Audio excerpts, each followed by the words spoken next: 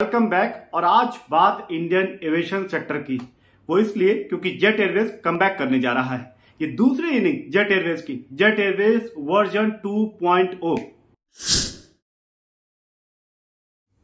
3 साल बाद jet Airways की वापसी, इसकी दिलचस्प कहानी। लेकिन शुरुआत लेटेस्ट अपडेट से। जेट एयरवेज को 20 मई 2022 को एविएशन रेगुलेटर डीजीसीए की तरफ से एयर ऑपरेटर सर्टिफिकेट मिल गया है। एयर ऑपरेटर सर्टिफिकेट ये वो अहम सर्टिफिकेट होता है जो किसी भी एयरलाइन के लिए फ्लाइट सर्विसेज शुरू करने के लिए बहुत जरूरी होता है, और वो पड़ाव जेट एयरवेज ने पार कर लिया है। लेकिन इस एयर ऑपरेटर सर्टिफिकेट को हासिल करने से पहले जेट एयरवेज को 2 बार प्रूविंग फ्लाइट भी पूरी करनी पड़ी। 15 मई और 17 मई को जेट एयरवेज ने अलग अलग सेक्टर पे प्रूविंग फ्लाइट पूरी की हैं। प्रूविंग फ्लाइट दरअसल एक डमी फ्लाइट की तरह होती है, जिसमें एयरलाइन के वरिष्ठ अधिकारी होते हैं, डीजीसीए के वरिष्ठ अधिकारी होते हैं, कैबिन क्रू होता है, लेकिन यात्री नहीं होते हैं। तो ये प्रूविंग फ्लाइट के जरिए एयरलाइन दरअसल एविएशन रेगुलेटर को यह बताता है कि हम तैयार हैं। 15 मई को प्रूविंग फ्लाइट जो जेट एयरवेज ने पूरी करी वो दिल्ली मुंबई, मुंबई अहमदाबाद और अहमदाबाद दिल्ली रूट पर पूरी करी।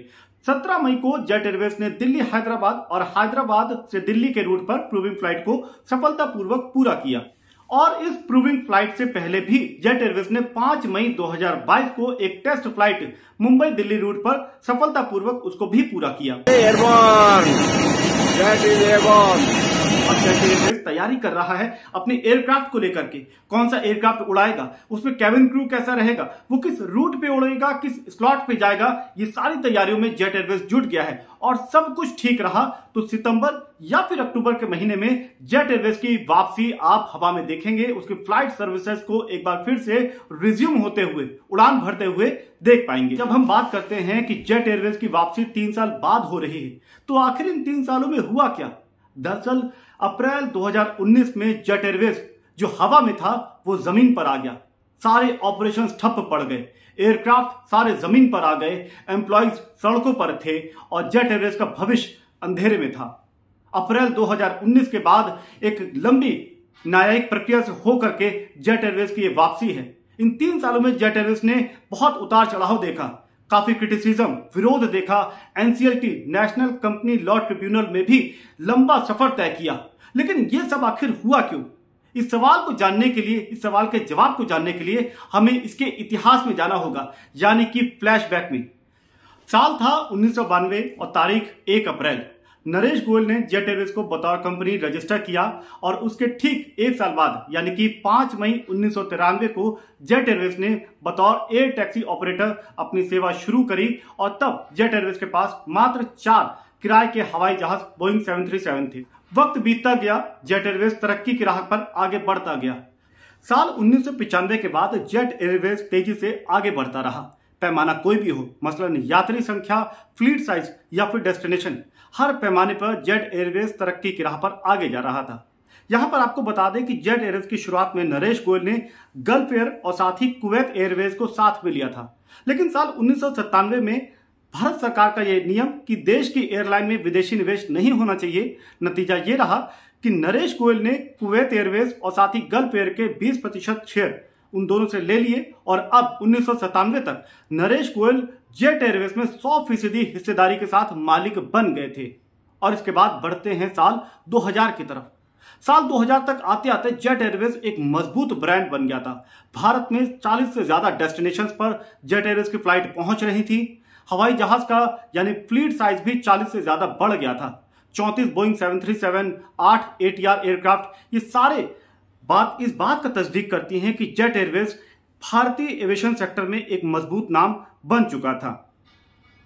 साल 2004 जेट एयरवेज के लिए एक अहम साल, क्योंकि दिसंबर 2004 में जेट एयरवेज मार्केट में, स्टॉक मार्केट में लिस्ट होता है। 2005 में जेट एयरवेज को अपनी एक्सपेंशन के लिए, अपने विस्तार के लिए फंड जुटाने की जरूरत पड़ी।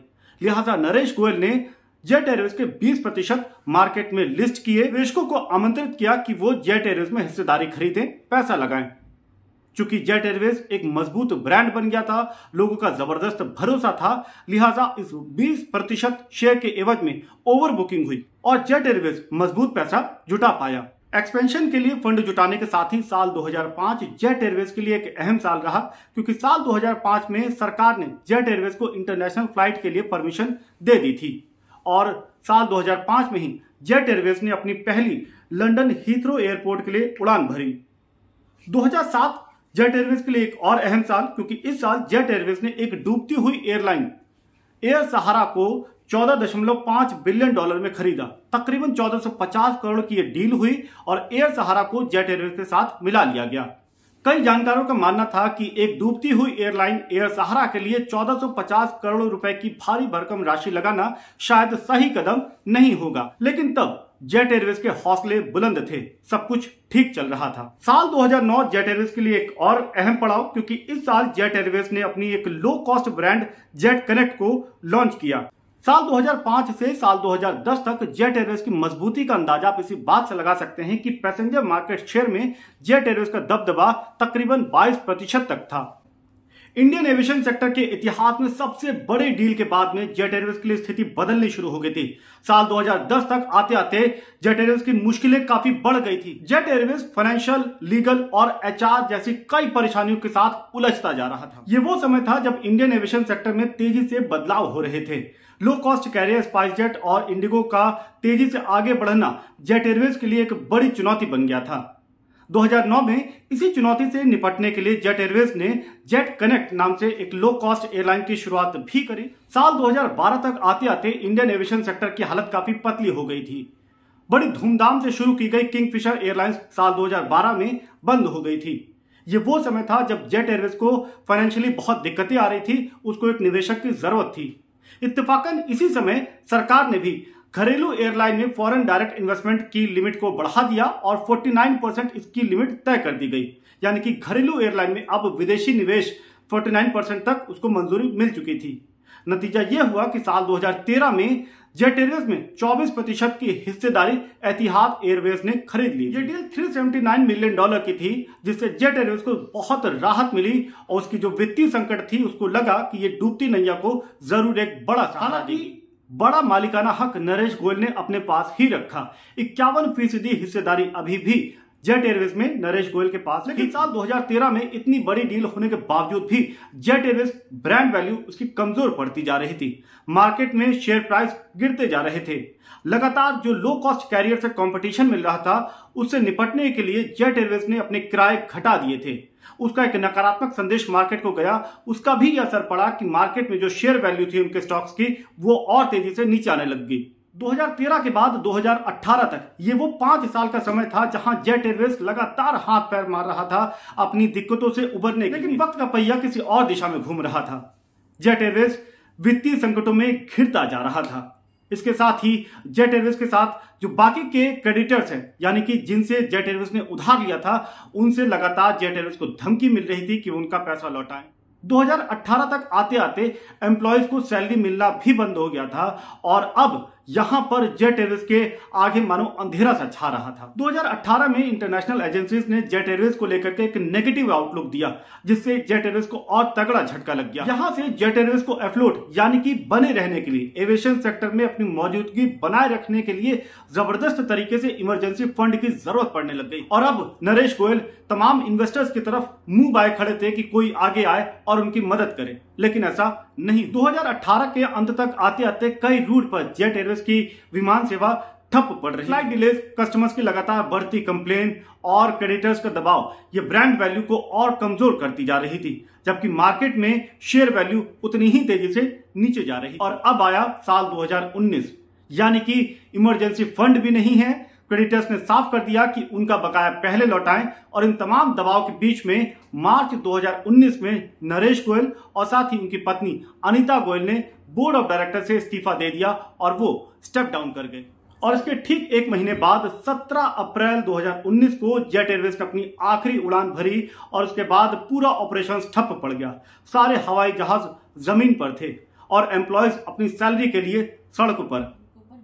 बड़ी संख्या में जेट एयरवेज को बचाए रखने के लिए भी मुहिम चल रही थी, जबकि एम्प्लॉयज अपनी सैलरी की मांग को लेकर के भी सड़कों पर प्रदर्शन कर रहे थे। जून 2019 तक एतिहाद एयरवेज या फिर जो लैंडर्स हैं उनकी तरफ से कोई मजबूत प्रपोजल नहीं मिलने के चलते जेट एयरवेज का पूरा मामला एनसीएलटी को रेफर कर दिया जाता है।